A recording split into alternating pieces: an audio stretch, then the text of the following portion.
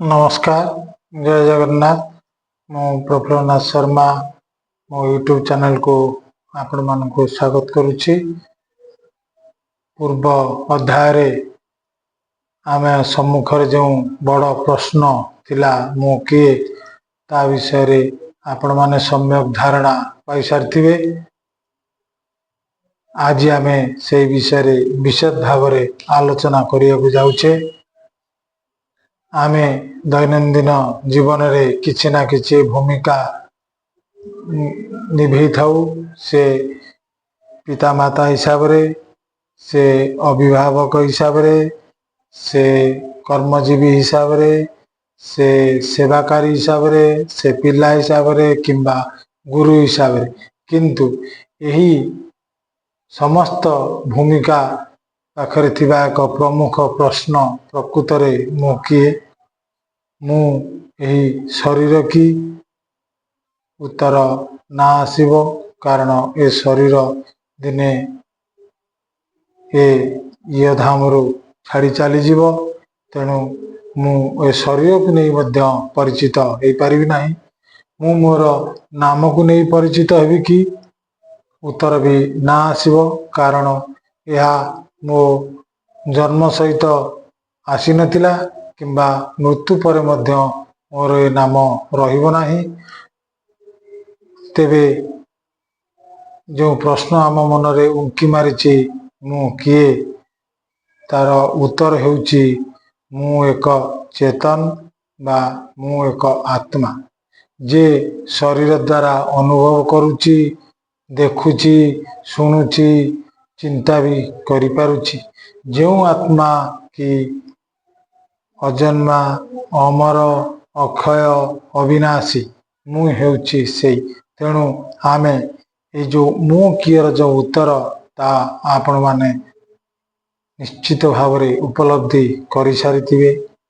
मु हेउछि एक आत्मा, मु एक चेतन, जे कि आम शरीर रे प्रवाहित हेउछि। आज जेतेबेले आमे आत्म साधना, ध्यान, अंतर्मुखी चिंतन माध्यम रे यही प्रश्नर उत्तर आमे खोजुछु, तेबे आमे जानी पारुछु आम जीवन केवल खाइबा, सोइबा, कर्म करिबा ए सब भितरे सीमित नुहे। आमे केवल जे दुनिया को आसीचे आमे ईश्वर ठारू,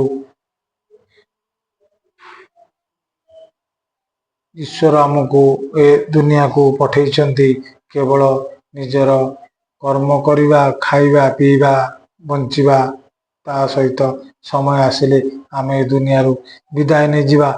यह प्रकृत जीवनर अर्थ नुहे।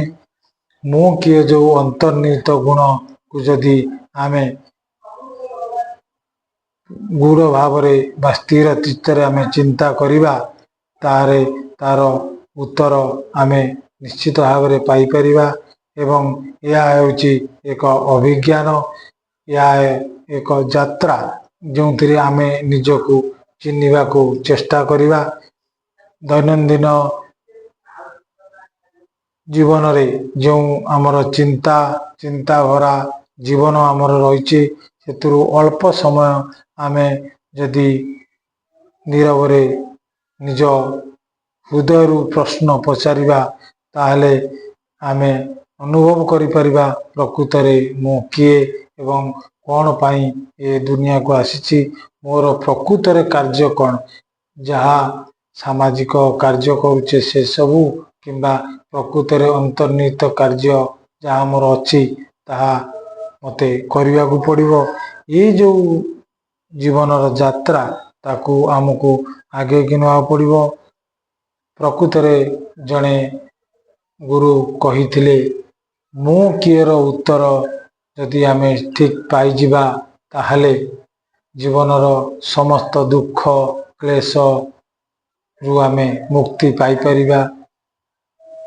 तेणु चिंता करंतु आमे यही जो मधुर यात्रा रे निजको सामिल करिबा एवं यही आध्यात्मिक ଚେତନାରେ ନିଜକୁ ସାମିଲ କରିବା ଆଉ ଆମେ ଈଶ୍ୱରଙ୍କ ପାଖରେ ନିଜକୁ ସମର୍ପଣ କରି ଆମର ଯେଉଁ ଚେତନା ରୂପିକି ଆତ୍ମାକୁ ଆମେ ସଠିକ ମାର୍ଗରେ ପରିଚାଳିତ କରିବା।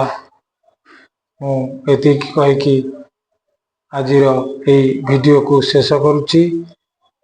ଆପଣମାନଙ୍କୁ ଯଦି ମୋର ଏହି ଭିଡ଼ିଓଟି ଭଲ ଲାଗିଥାଏ ତାହେଲେ ମୋ ଚ୍ୟାନେଲକୁ ସବସ୍କ୍ରାଇବ୍ କରିବେ, ସେୟାର କରିବେ, ଲାଇକ୍ କରିବେ। ଆପଣଙ୍କର ଏହି ଛୋଟିଆ ପ୍ରୟାସ ମୋତେ ଆଗକୁ ବଢ଼ିବାରେ ନିଶ୍ଚିତ ଭାବରେ ସାହାଯ୍ୟ କରିବ। ଜୟ ଜଗନ୍ନାଥ।